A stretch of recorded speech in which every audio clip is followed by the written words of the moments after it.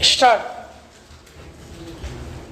पिछले हफ्ते 23 दिसंबर 2022 को घटनाओं में एक विचित्र मोड़ आया। संसद के दोनों सदनों के सत्र की अवधि अचानक कम कर दी गई और दोनों सदनों को स्थगित कर दिया गया। ऐसा लगा कि जैसे विपक्ष के बजाय सत्र समाप्त करने की जल्दी सरकार को अधिक थी।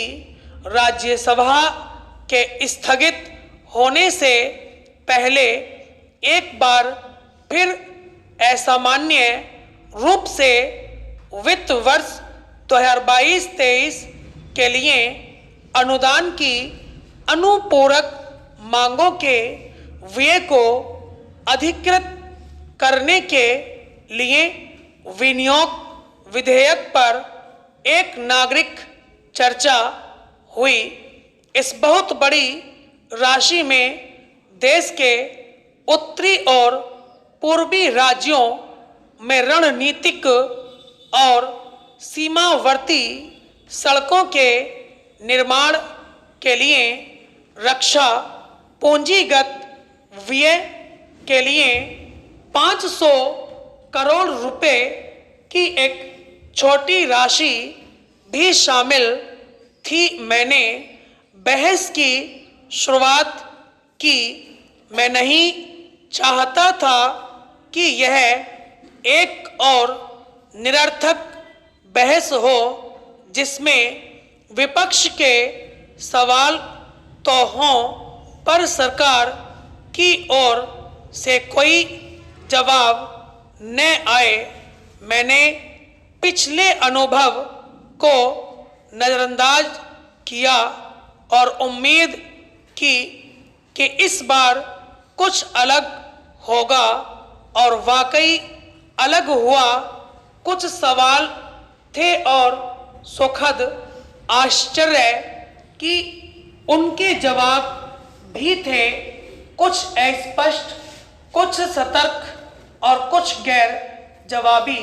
सवालों और जवाबों का बारीकी से विश्लेषण करने पर आरबीआई के पूर्व गवर्नर डॉक्टर रघुराम राजन द्वारा व्यक्त की गई वे आशंकाएं दूर हो गई कि 2022-23 में वृद्धि मध्यम होगी और 2023-24 में अर्थव्यवस्था को खराब वातावरण का सामना करना पड़ेगा।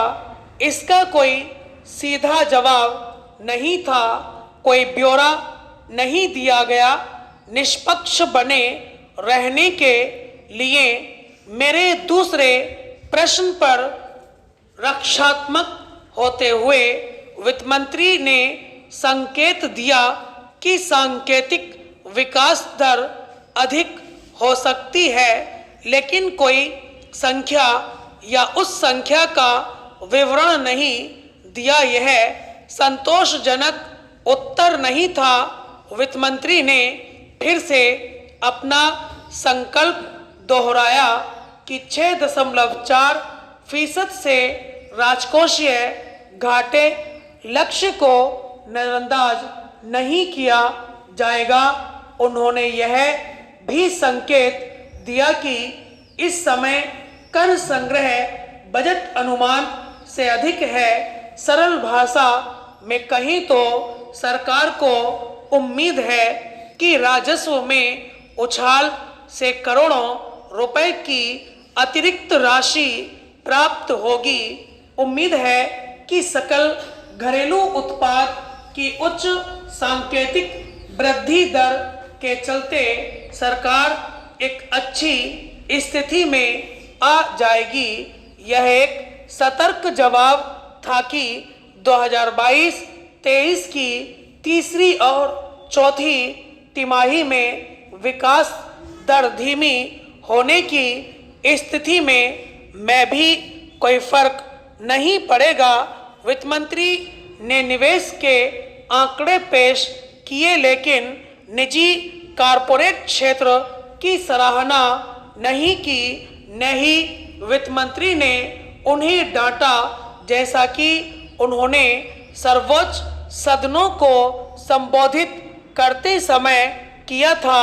साफ था कि वे इंतजार करो और देखो की मुद्रा में थी। हाल ही में इन्फोसिस के नारायण मूर्ति ने सप्ताह में 70 घंटे काम करने का प्रस्ताव रखा है, जिससे देश में एक तूफान सा खड़ा हो गया है।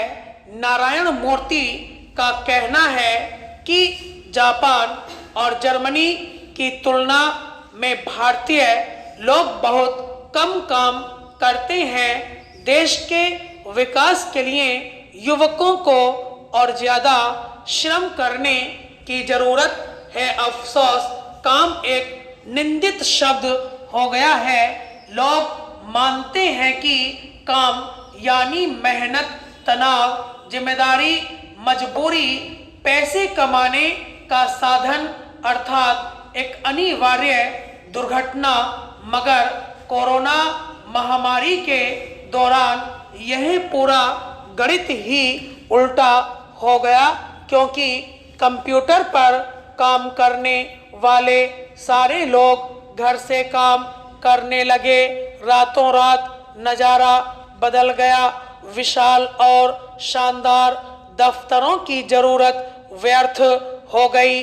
घर से काम करने से पैसे की बचत, समय की बचत, प्रदूषण में कमी और बेहतर उत्पादन भी। इससे एक नया सवाल खड़ा हो गया कि क्या काम करने की परंपरागत शैली अब भी कारगर है। फिर एक नया विकल्प पैदा हुआ, हाइब्रिड वर्क। इसमें काम और निजी जीवन एक दूसरे में घुल मिल जाते हैं, जिससे कार्य क्षमता बहुत बढ़ी है। अब सवाल है, क्या इन दोनों को एक दूसरे से अलग करना जरूरी है?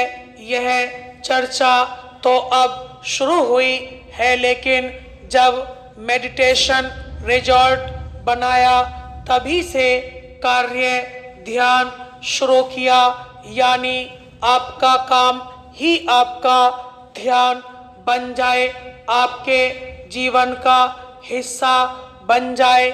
इसका मतलब यह है कि काम आप इतने रिलैक्स होकर करें कि आपको अलग से छुट्टी लेने की ज़रूरत न पड़े।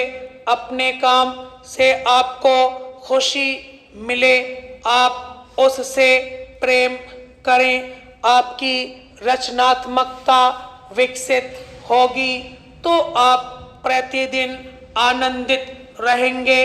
और यह सिर्फ कल्पना नहीं है, सैकड़ों लोग वर्षों से यहाँ इस ढंग से काम कर रहे हैं। यहाँ पर न कोई रविवार होता है, न कोई होली या दिवाली, ईद या क्रिसमस, क्योंकि यहाँ हर रोज त्योहार का माहौल है, हर सांस उत्सव है। इसलिए वीकेंड का तो सवाल ही नहीं उठता।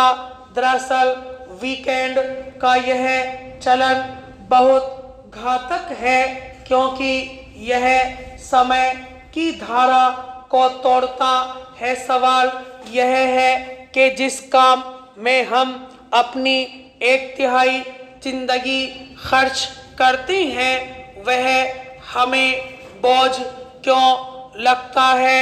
लोग 5 दिन काम करते हैं ताकि आखिरी 2 दिन उन्हें छुट्टी मिले। इससे उन 5 दिनों के साथ वे इंसाफ नहीं करते। उनका पूरा ध्यान तो वीकेंड पर लगा होता है। यह पश्चिम से उधार ली गई अवधारणा है, क्योंकि उनके ईश्वर ने 6 दिन दुनिया बनाने का काम किया और 7वें दिन रविवार को छुट्टी ली। भारत में तो जीवन परमात्मा की लीला है, एक खेल है, काम नहीं। खेल में कैसी छुट्टी? स्टॉप।